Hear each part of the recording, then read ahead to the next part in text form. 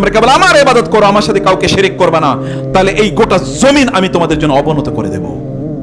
ওয়ালাকাদ কাতাবনা ফিজ জাবুরি মিন বাদি যিকরি আন্নাল আরদা ইয়ারিসুহা ইবাদিয়াস সালিহুন। আমি সকল আসমানি কিতাবে কথা লিপিবদ্ধ করে রেখেছি, এই জমিনের মালিক হচ্ছে আমার দিনদার বান্দারা। ইন্নী জাইলুন ফিল আরদি খলিফা, আমি জমিনে খলিফা বানাচ্ছি। জমিনের মালিক তো আপনারা, কিন্তু আপনারা মালিকানা অর্জনের মতো যোগ্যতাই অর্জন করেন নাই। আমরা এই যোগ্যতাই অর্জন করি নাই। যোগ্যতা অর্জন করতে হয় যখন একজন ব্যক্তি মাল্লাহুল মাওলা ফালাহুল কুল, আপনি যদি আল্লাহর জন্য হয়ে যান, তখন আল্লাহ তাআলা সবকিছুর মালিক আপনাকে বানিয়ে দেবেন। কারণ আমি মালিক হওয়ার পর, আমি রাজা হওয়ার পরে আমি যদি ফকিরের মতো আচরণ করি, তাহলে আল্লাহ তাআলা মনের দিকে তাকান, মেন্টালিটির দিকে তাকান। আল্লাহ তোমাদের চেহারার দিকে তাকান না, মনের দিকে তাকান। মন যদি দেখে একটা ফকিরের মন, তখন আল্লাহ তাআলা কিভাবে আপনার রাজা বানাবেন? রাজা বানাবেন কিভাবে প্রিয় ভাইরা? আল্লাহ সুবহানাহু ওয়া তাআলা ধোঁকাবাজির মাধ্যমে কোনোদিন দিন প্রতিষ্ঠা হয় না। ধোঁকাবাজির কম্প্রোমাইজের মাধ্যমে কোনোদিন প্রতিষ্ঠা হয় না। রাসূল সাল্লাল্লাহু আলাইহি ওয়াসাল্লামের কাছে লোকেরা কি আসে নাই? একদিন আপনি আমাদের রবের ইবাদত করেন, আর আমরা একদিন আপনার রবের ইবাদত করব। আল্লাহ তাআলা নাজিল করে দেন, কুল ইয়া আইয়ুহাল কাফিরুন লা আ'বুদু মা তা'বুদুন। তোমরা যার ইবাদত করো আমি তার ইবাদত করি না। ব্যাস, সম্পর্ক কাট অফ, পথ ইজ ক্লিয়ার। তোমাদের পথ আলাদা, আমাদের পথ আলাদা। ওয়ালা আনতুম আবিদুনা মা আ'বুদু, আমি যার ইবাদত করি তোমরা তার ইবাদত করো না। লাকুম দীনুকুম ওয়ালিয়া দীন, যাও তোমরা তোমাদের মতো করে চলো। আমাদের দিন, তোমাদের সাথে কম্প্রোমাইজ করার কিছু নাই। কম্প্রোমাইজ করে দিন প্রতিষ্ঠা করবেন এত সহজ? আল্লাহর কাছে ধরা খাইলে এরপরে কোনো উপায় নাই। No compromise. আল্লাহর দিন সম্পর্কে কম্প্রোমাইজ করার এই অনুমতি আপনাকে কে দিছে? আল্লাহর দিনকে কাট শর্ট করার এই ক্ষমতা আপনাকে কে দিছে? আল্লাহর দিনকে বিক্রি করার এই অনুমতি আপনাকে কে দিয়েছে? ভালো করে জিনিসগুলোকে ভালো করে বুঝেন। আল্লাহর কাছে পরিপূর্ণভাবে আত্মসমর্পণ। আল্লাহ তাআলা 99 ভাগ আত্মসমর্পণকে পছন্দ করেন না। ইজ ক্বালা লাহু রাব্বুহু আসলিম ক্বালা আসলামতু লিরাব্বিল আলামিন উদখুলু ফিস সিলমি কাফা ওয়ালা তাত্তাবিউ খুতুওয়াতিশ শাইতান।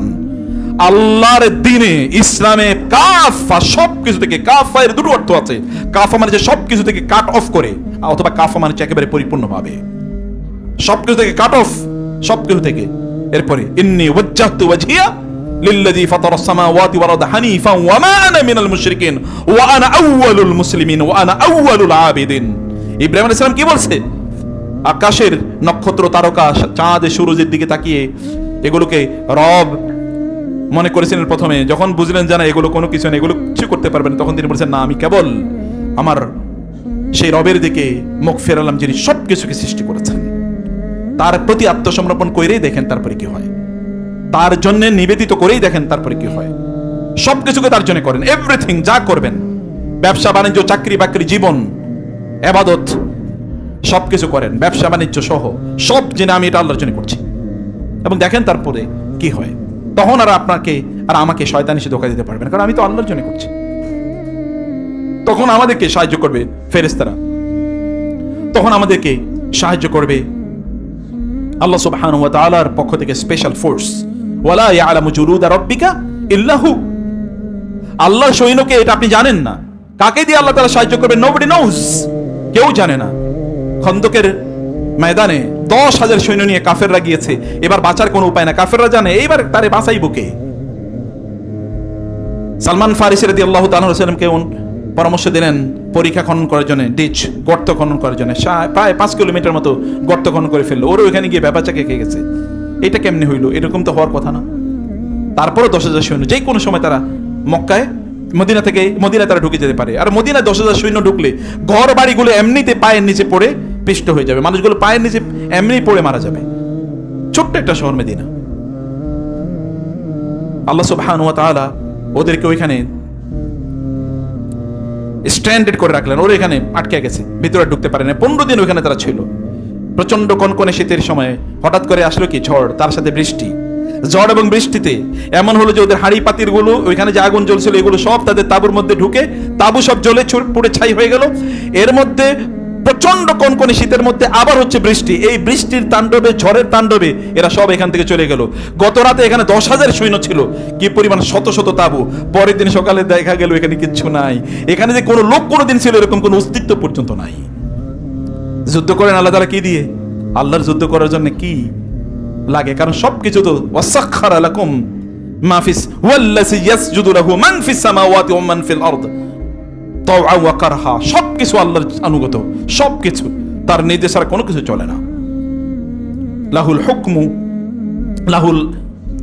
লাহুল হুকম, কেবলমাত্র বিধান অথবা সিদ্ধান্ত কেবল আল্লাহ সুবহানাহু ওয়া তাআলা প্রদান করেন। প্রিয় ভাইরা, আমি যেই জায়গাটা আপনাদেরকে ফোকাস করতে চাই, যে ভিতর থেকে আপনার ভালো, আমরা যেন ভালো হই। মনে রাখবেন, সোশ্যাল ক্যাপিটাল একটা বলা হয়, মানে মানুষ আমাদেরকে কোন দৃষ্টিতে দেখে। আপনি পৃথিবীতে একটা ঘুরে ঘুরে দেখেন তো, মানুষ আমাদের ব্যাপারে কি বলে, মুসলমানদের ব্যাপারে কি বলে। আপনার এলাকায় যারা আছে, আপনি তো সবচেয়ে ভালো নামাজি মানুষ, আপনার এলাকার মানুষ আপনার ব্যাপারে কি ধারণা পোষণ করে বলেন? আপনার চরিত্র সম্পর্কে তাদের ধারণা কি? আপনার পাশের ফ্ল্যাটের লোক আপনাকে কি মনে করে? অথবা ধরেন আপনার কলিগরা, আপনি খুবই আল্লাহওয়ালা দিনদার, নামাজ একেবারে টাইট নামাজ আদায় করেন, আপনার কলিগরা আপনার ব্যাপারে কি ধারণা পোষণ করে? আপনি কি মনে করেন যে মুসলমানদের ধারণার কোনো মূল্য নাই? মুসলমানদের ধারণার মূল্য নাই, মানুষের ধারণার মূল্য নাই? রাসূলুল্লাহ সাল্লাল্লাহু আলাইহি ওয়াসাল্লাম কি সাহাবায়ে কেরামদেরকে নিয়ে বসে আছেন, এর মধ্যে একটা লাশ গেল, রাসূল কি বলেন না ওয়াজাবাত? রাসূল জিজ্ঞেস করলেন, মা তাকুলুনা ফি হাদা, তোমরা এর ব্যাপারে কি বলো? সাহাবায়ে কেরাম বললেন, ভালো লোক ছিল। এরপরে তিনি বলেন ওয়াজাবাত। আরেকটা লাশ চলে গেছে, তিনি বলেন কেমন ছিল? বলে খারাপ লোক ছিল। রাসূল বলেন ওয়াজাবাত। সাহাবায়ে কেরাম বললেন দুইবারই ওয়াজাবাত বললেন, মানে কি বুঝতে পারলাম না। রাসূল সাল্লাল্লাহু আলাইহি ওয়াসাল্লাম বললেন, তোমরা যখন বলেছো ওই লোকটার ব্যাপারে ভালো টেস্টিমনি দিয়েছো, আল্লাহ সুবহানাহু ওয়া তাআলা তোমাদের এই টেস্টিমোনিয়াল, তোমাদের এই তার ব্যাপারে তোমাদের এই পরামর্শ, তোমাদের এই দৃষ্টিভঙ্গি, তোমাদের এই মূল্যায়ন মন্তব্য আল্লাহ তাআলা কবুল করে নিয়ে এই লোকটির জন্য জান্নাত ফরজ করে দিয়েছেন। আর বাকি জন যার ব্যাপারে বলছো খারাপ, আল্লাহ তাআলা তার ব্যাপারে জাহান্নাম নির্ধারণ করে দিয়েছেন। রাসূলুল্লাহ কি কথা বলেন নাই, কেউ যদি কোন, এবং সহিহ বর্ণনা এসেছে, কোন একজন ব্যক্তি মারা গেলে সেখানে যদি 40 জন এমন লোক তাদের জানা যায়, ওই ব্যক্তির জানা যায় জয়েন করে যারা কোনোদিন শিরক করে নাই আল্লাহর সাথে, এরা যদি এই ব্যক্তির ব্যাপারে ভালো কথা বলে, কারণ এই জানা যায় উপস্থিত হওয়া মানে কি, তার ব্যাপারে সাক্ষী দেয় যে লোকটা ভালো ছিল, তাহলে এই ব্যক্তি জান্নাতি। তাহলে এই ব্যক্তি জান্নাতি। মোমেনদের মন্তব্যের কোনো মূল্য নাই? মোমেনদের মন্তব্যের মূল্য আছে।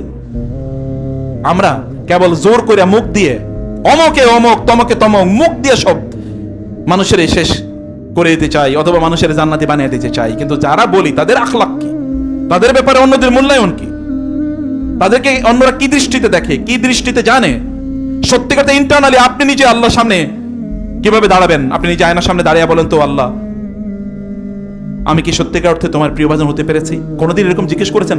আমাদের অধিকাংশ লোকেরই নিজেদের জিজ্ঞেস করার কোনো সময় নাই। অধিকাংশ দেখেন কেবল এখন নতুন করে ফেসবুক পেজ আছে, এক্সপোজড, বুঝলেন কি, অমকের আমি এবার একেবারে ল্যাংটা করে দিছি, এরকম কথা বলে। এই দায়ীরা আমাদের দিনী ভাইদের মধ্যে এরকম চরিত্র দেখা যায়, অমকের এক্সপোজ করে দিছি, একেবারে ল্যাংটা করে দিছি, রদ অমকের বিরুদ্ধে। এইটা যে তার জাহান্নামের কারণ এটা সে বুঝে নেই। শয়তান তার কাছে এটাকে একেবারে সুন্দর করে বিউটিফাই করে প্যাকেজিং করে শয়তান তার কাছে উপস্থাপন করছে। সে মনে করছে এটাই তো আমার জান্নাতে যাওয়ার একমাত্র উপস্থিতি, কারণ আমাদের সালাফরা করছে না। কোথায় তোমার সালাফ আর কোথায় তুমি খালাফ? সালাফ বুঝেছেন, সালফে সালিহিন, আর হচ্ছে খালফুন মানে ফাখালাফা মিন বাদিম খালফুন, এরপর হচ্ছে দুষ্ট জেনারেশন। খালাফরা তারা, সালাফরা যারা বলেছেন তাদের আল্লাহর সাথে তাদের সম্পর্ক আর তোমার সাথে আল্লাহর সম্পর্কের লেভেলটা কি? যেই ছেলে অথবা যেই মেয়ে অথবা আমাদের তথাকথিত ভাইরা, দিনী ভাইরা যেভাবে অন্যের ব্যাপারে কথাবার্তা বলেন, এটা কোনো দিনী ল্যাঙ্গুয়েজ না, কিন্তু এটাকে আমরা আমাদের দিনদারি বানাইছি। অথবা চরিত্রগুলো নেকড়ে ভাগের মতো, পরিবারে বাসার সাথে সম্পর্ক নাই, ভাই বোনের সাথে সম্পর্ক নাই, বাবা মার সাথে সম্পর্ক নাই, আত্মীয় স্বজনের সাথে সম্পর্ক নাই, কেউ তারে দেখতে পারে না। তিনি দিনের অনেক বড় প্রচারক। চরিত্র আখলাক। আবু বকর রাদিয়াল্লাহু তাআলা আনহু যখন রাসূলুল্লাহ সাল্লাল্লাহু আলাইহি ওয়াসাল্লাম মেরাজ থেকে আসলেন, আবু বকর রাদিয়াল্লাহু তাআলা আনহু তখন নাই, তিনি দূরে। রাসূলুল্লাহ সাল্লাল্লাহু আলাইহি ওয়াসাল্লাম যখন বললেন, লোকেরা তাকে নিয়ে হাসাহাসি করছে। রাস্তায় আবু বকরের সাথে দেখা, আবু বকর রাদিয়াল্লাহু তাআলা বললেন, তোমার বন্ধু যে পাগল, এবার বিশ্বাস করবো? বলে কি? বলে তিনি নাকি ওই রকম জেরুজালেমে গেছে, সেখান থেকে আবার উর্দু আকাশে গেছে। জেরুজালেমে যাইতে লাগে 6 মাস, আইতে লাগে 6 মাস, বা যাইতে লাগে এরকম 1 মাস, আসতে লাগে 1 মাস। তিনি নাকি এক রাতে গিয়ে ওইখান থেকে ফিরে এসছে। বলে তিনি এই কথা বলছেন? বলে হ্যাঁ। বলে তিনি এই কথা যদি বলে থাকেন তাইলে তিনি যা বলেছেন তাই সত্য, আমি বিশ্বাস করলাম। তিনি গেলেন রাসূলের কাছে। রাসূল এর মধ্যেই তো ওদের আচরণ দেখে তার মনটা খুবই খারাপ। তিনি মনে আবু বকর এরকম এরকম ঘটেছে, আপনি কি বিশ্বাস করেন? বলে হ্যাঁ ইয়া রাসূলুল্লাহ, আমি বিশ্বাস করি এটা ঘটেছে। বলে আপনি তো আমাকে জিজ্ঞাসা করলেন না কেন, কেমনে হইল? বলে ইয়া রাসূলুল্লাহ, আসমান থেকে প্রতিদিন আপনার কাছে ওহী আসে, আর সে আজিম থেকে, এটা আমি বিশ্বাস করি। আর আপনি এখান থেকে জেরুজালেম গেছেন, এটা আমি বিশ্বাস করব না? এটা কোনো কথা হয়? ঈমানের লেভেলটা কি? একজন মানুষের আত্মসমর্পণের লেভেলটা কি? এটা কেন হইছে? কারণ তিনি তার গোটা জীবন দেখেছেন তার এই বন্ধু কোনোদিন মিথ্যা কথা বলে নাই, তার এই বন্ধু কোনোদিন মানুষের সাথে প্রতারণা করেনি, মানুষের ক্ষতি তিনি কোনোদিন করেন নাই, তার মাধ্যমে মানুষের ক্ষতি হয় নাই, বরং মানুষ উপকৃত হয়েছে।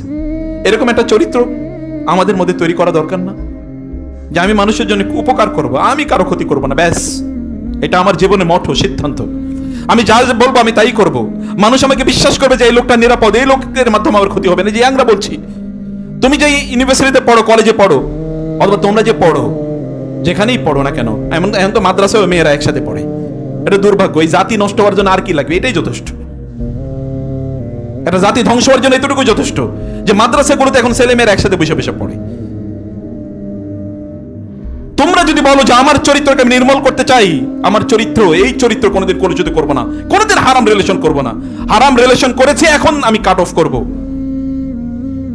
গত পরশু আমাকে একজন ফোন করেছে, বাংলাদেশের খুব নামি দামি ইউনিভার্সিটির ছাত্র, তার মা happen to B my student হতে পারে, বলেছে স্যার আমাকে আম্মা বলেছে, পরিবার বলছে আপনার সাথে কথা বলার জন্য।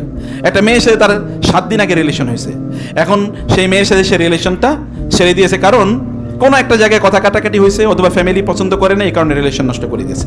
তো আমাকে বললো স্যার এই মেয়েটা আমার সাথে রিলেশন করার আগে আরো 8-10 জনের সাথে তার রিলেশন ছিল, এখন সে আমার সাথে রিলেশন করছে, করার পরে এখন আমি যখন দেখলাম যে এই অবস্থা, আমার পরিবার রাজি না, তখন আমি তাকে না করে দিয়েছি। সে আবার তার প্রাচীন বন্ধুদের কাছে ফিরে গেছে, আগের ফ্রেন্ডদের কাছে, বয়ফ্রেন্ডদের কাছে। এখন সে আমাকে প্রতিদিন মেসেজ দেয়, সে এবং তার মা আমাকে প্রতিদিন অভিশাপ দিচ্ছে এবং বলছে তুমি তো জান্নাতে যাইতে পারবা না, আমরা তোমার অভিশাপ দিতেছি, তুমি আমাদেরকে কষ্ট দিছো। স্যার আমি করবো কি? আমি তো বিপদে পড়ছি, করবো কি? বুঝতে পেরেছেন? আমি তাকে বলেছি তোমার কাজ একটাই, তুমি যে পদ্ধতি নিয়েছো এই পদ্ধতিরে তোমার শ্রেষ্ঠ পদ্ধতি। হারাম রিলেশনের জন্য কেউ কাউকে অভিশাপ দিতে পারে নাকি? আর যেই মেয়েটা এর আগে এতজন মানুষের সাথে রিলেশন করছে, আবার এখন তার কাছে চলে গেছে, তুমি কোন রুচিতে তার সাথে কথা বলো? Block all channels of communication with her, যত ধরনের চ্যানেল আছে সব বন্ধ করে। বলে স্যার আমার তো ভয় লাগে যদি আমারে বদদুয়া দেয়। আমি বললাম একটা পাপিষ্ট, একজন জেনাকারিনী তোমাকে বদদুয়া দেবে, তুমি এটা নিয়ে চিন্তা করতেছো? শয়তান তোমাকে এখানে কাবু করে দিচ্ছে, দ্রুত সব বন্ধ করো, সিমটা ফেলে দাও, তোমার মেসেঞ্জার অথবা হোয়াটসঅ্যাপ যেগুলো সেগুলো সব ব্লক করো, সব বন্ধ করো, প্রয়োজন এখান থেকে বের হয়ে যাও যদি বাঁচতে হয়, আর বেশি বেশি ইস্তেগফার করো। বলে স্যার আমি বুঝতে পারছি, আমি তো হতাশ হয়ে গেছি না, আমি ভাবছি যে আত্মহত্যাই করলো আগে কিনা আমার, কারণ আমি বাঁচার কোনো উপায় পাচ্ছি না, কারণ ব্ল্যাকমেল করছে প্রতি মুহূর্তে, তোমার আমরা কিন্তু কান্নাকাটি করে তোমার বিরুদ্ধে বদদুয়া করতেছি। বুঝতে পেরেছেন শয়তান কত জায়গায় মানুষকে, কোন দিকে মানুষকে ধোকা দেয়? প্রিয় ভাইরা বন্ধুরা, তোমাদেরকে বলছে তোমরা এই আখলাকের চরিত্রের অধিকারী হয়ে যাও, নিজের মধ্যে এরকম একটা চরিত্র তৈরি করো, নিজেদেরকে নিয়ে চিন্তা করো, ভাবো নিজকে নিয়ে। এখন নিজেদের সময় নাই, অধিকাংশ কেবলমাত্র সোশ্যাল মিডিয়া অ্যাটেনশন, অমকের দৃষ্টি আকর্ষণ, এগুলো ছাড়া কোনো কাজ নাই। এই যে পুরুষরা, আপনারা বৃদ্ধরা, আপনারা কি করবেন? আপনারা কেবল রাজনীতি নিয়ে আলোচনা করবেন, কেবল সমাজ নিয়ে আলোচনা করবেন, কেমন অমকের ফ্যামিলি, তমকের ফ্যামিলি, অমকের বাসা, তমকের বাসা, এগুলো আপনার আলোচনার বিষয়। আপনার নিজের ব্যাপারে কি? আপনি চোখটা বন্ধ করলে এরপরে কি হবে? গতকালও আমি দেখেছি যে কোন একটা জায়গায়, গাজীপুরে কোন একটা জায়গায়, ওই পেট্রোল পাম্পে পুলিশ তো থাকে এখন, যেহেতু তেল দেয়া খুবই ইয়ে হয়, ওইখানে পুলিশ যে চেয়ারে বসতো, চেয়ার থেকে উনি উঠেছেন, কেউ একজন চেয়ারটা একটু সরিয়ে ফেলছে, উনি ওই চেয়ারে এরপরে না দেখে তিনি চেয়ারে বসছেন, বসতে গিয়ে পড়ে গেছেন, কারণ চেয়ার তো ছিল না, পেছনে একটা দেয়াল ছিল, দেয়াল হালকা একটু আঘাত লেগেছে, কিন্তু এর মধ্যে ব্রেন হ্যামারেজ হয়েছে, সাথে সাথে লোকটা মারা গেছে মুহূর্তের মধ্যে। কি কারণ লোক মারা যাচ্ছে কে জানে না। আপনাদের জন্য কিছু নির্জন সময় রাখেন। মুসা আলাইহিস সালাতু ওয়াস সালামের নবুয়ত পাওয়ার আগে আল্লাহ সুবহানাহু ওয়া তাআলা তাকে পাঠাইছেন মাদিয়ানে 10 বছর করছেন কি? মাদিয়ানে 10 বছর কি করেছেন? শুআয়ব আলাইহিস সালাতু ওয়াস সালাম এর মেষগুলো তিনি রাখাল হিসেবে ওইখানে ওই মরুভূমিতে, কারণ এটা আরবের মরুভূমি, ওইখানে তিনি চারণ করেছেন এবং তিনি চিন্তা করেছেন। আপনার নবী কি করেছেন? হেরা গুহাতে তিনি করেছেন কি 15 বছর পর্যন্ত তিনি সেখানে গিয়েছেন প্রতি বছরই, এবং যে বছর তার কাছে কোরআন আসে সেই বছর তো প্রায় 6 মাস অব্যাহতভাবে তিনি করেছেন কি? ইব্রাহিম আলাইহিস সালাম রাতের অন্ধকারে আকাশের দিকে তাকিয়ে খোঁজেন কি? আপনাদের এবং আমাদের এরকম কোনো সময় লাগবে না। দরজা বন্ধ করেন, দরজা বন্ধ করে তারপরে সব বন্ধ করুন, লাইট বন্ধ করুন, মোবাইল বন্ধ করুন, সব বন্ধ করে নিজকে নিয়ে চিন্তা করুন যে আমার কি হয়েছে, আমি কি করছি, আমি কোথায় আছি, আমার অবস্থান কি, আমার নিজের পরিবর্তনের জন্য আমি এই পলিসি নিতে চাই, আমি জান্নাতি হওয়ার জন্য এটা করতে হবে। প্রিয় ভাইরা, অন্যের দিকে তাকায়েন না, কে কি করছে এই দিকে তাকানোর প্রয়োজন নাই। নিজকে উম্মার জন্য তৈরি করেন, নিজকে আপনার নিজের জন্য তৈরি করেন। লা ইয়াদুররুহুম মান দাল্লা ইযা তাদাইতুম, লা ইয়াদুররুকুম মান দাল্লা ইযা তাদাইতুম। তোমরা হেদায়েতের পথে থাকলে অন্যরা তোমাদের কোনো ক্ষতি করতে পারবে না। তোমরা আল্লাহকে সাহায্য করো, আল্লাহ তাআলা তোমাদেরকে সাহায্য করবেন। বিজয় যুদ্ধের ময়দানে অস্ত্র দিয়ে আসে না। মুসলমানরা কোনোদিন অস্ত্র দিয়ে যুদ্ধের ময়দানে বিজয় লাভ করে নাই, কোনোদিন করে নাই। তার মানে কি অস্ত্র লাগবে না? হ্যাঁ লাগবে, কিন্তু তার চেয়ে বেশি লাগবে ইমানের অস্ত্র, তার চেয়ে বেশি লাগবে ইমানের অস্ত্র। কারণ আপনি যুদ্ধের ময়দানে কেবল ওইটা দিয়ে যুদ্ধ করেন, আপনি ইমান দিয়ে যুদ্ধ করেন।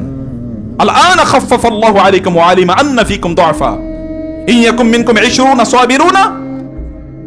এর আগে আল্লাহ তাআলা বলেছেন তোমাদের মধ্যে যদি 20 সাবিরুন 20 জন যদি ধৈর্যশীল যোদ্ধা থাকে, ইয়াগলিবু মিয়াতাইন, তারা 200 জনকে পরাজিত করতে পারবে। মানে 1:10, একজন মুসলমান 10 জন কাফের মুশরিকের বিরুদ্ধে যথেষ্ট। কিন্তু এরপরে আল্লাহ তাআলা বলেন না, এখন ওয়ালিম আন্না ফীকুম দুআফা, আল্লাহ জানেন যে তোমাদের মধ্যে দুর্বলতা আছে। ফাইয়াকুম মিনকুম মিয়াতুন সাবিরাতুন ইয়াগলিবু মিয়াতাইন, এখন 1:2। এখন তখনও মুসলমানদের একজন আর কাফেররা 2 জন, আর এখন কাফেররা হলো 1 জন আর আমরা 1000, এরপরও শেষ। কোথায় দুর্বলতা? কেবল অস্ত্র? কেবল অস্ত্র না, এখানে ঈমান অনেক গুরুত্বপূর্ণ, এখানে ঈমান অনেক গুরুত্বপূর্ণ, এখানে নিজেদের ইবাদত অনেক গুরুত্বপূর্ণ। কেবলমাত্র মুসলমান নাম নিয়ে আমরা কেবল মসজিদে ইসলাম খুঁজি আর মাদ্রাসায় ইসলাম খুঁজি আর হুজুরদের কাছে ইসলাম খুঁজি।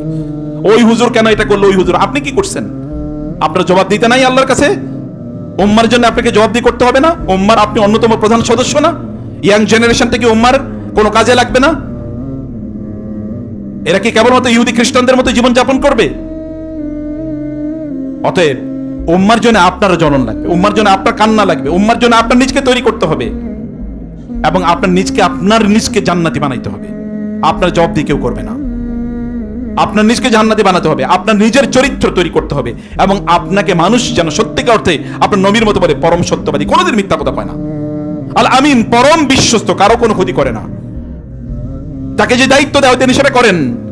আপনি আপনার অফিসে যাবেন, চাকরি করবেন, মাস শেষে টাকাটা না পাইলে মেজাজটা খারাপ হয়ে যায়, কিন্তু আপনার যে দায়িত্ব আছে এটা পালন করছেন কিনা?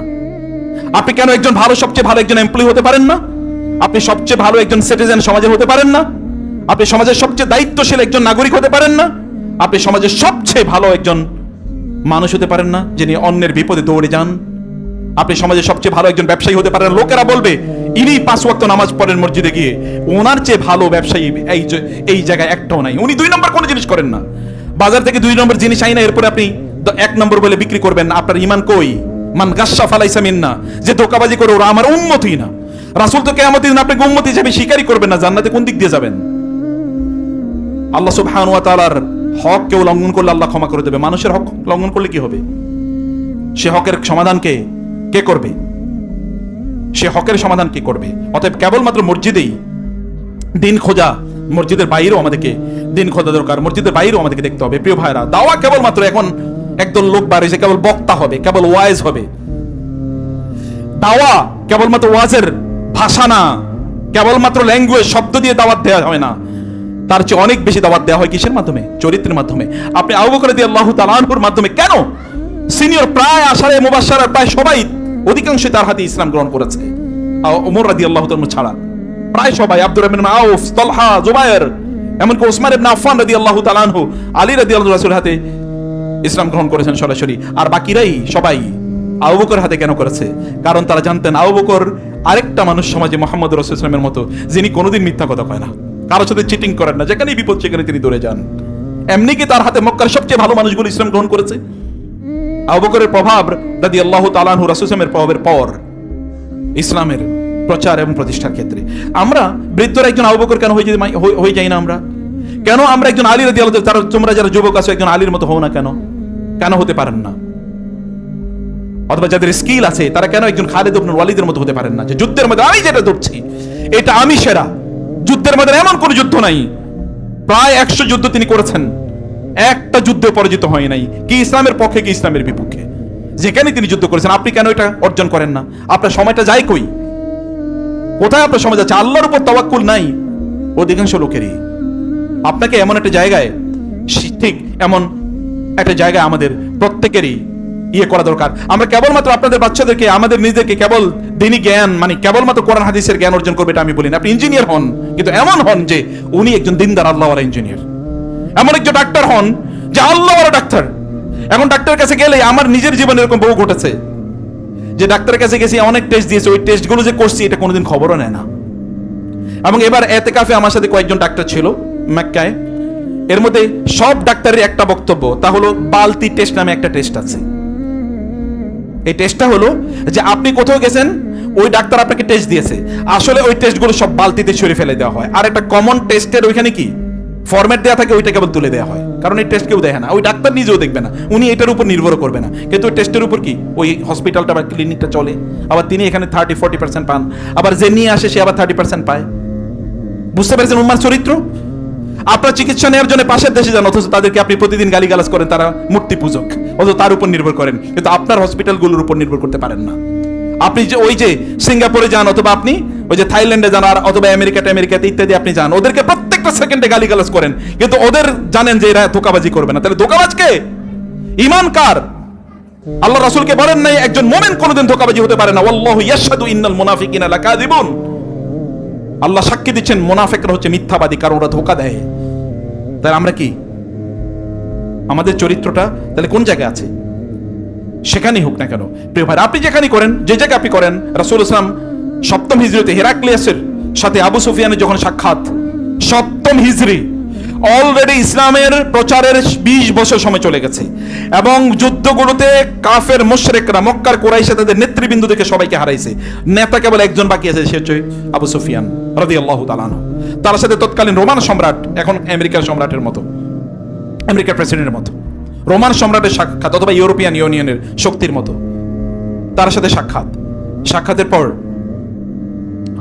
হেরাক্লিয়াস তাকে বললেন, এই যে যিনি, এই যে মক্কায় বা আরবে যার আবির্ভাব হয়েছে, যিনি সব তোমরা যার কাছে পরিচিত হয়েছে, উনি কে? ওনার ব্যাপারে আমি তোমাকে কয়েকটা প্রশ্ন করব। আবু সুফিয়ান সবচেয়ে বড় ভয়াবহ শত্রু এই মক্কা বিজয়ের আগ পর্যন্ত রাসূল ইসলামের, এবং তার নেতৃত্বে পরবর্তী যুদ্ধগুলো হয়। এমনকি বদর যুদ্ধ তার কারণেই হয়, কারণ তিনি গিয়েছিলেন সিরিয়াতে প্রচুর পরিমাণ ব্যবসা করবেন, অস্ত্র কিনে নিয়ে আসবেন, সেই প্রেক্ষাপটে। আর বাকিগুলোতে তিনিই নেতৃত্ব দেন।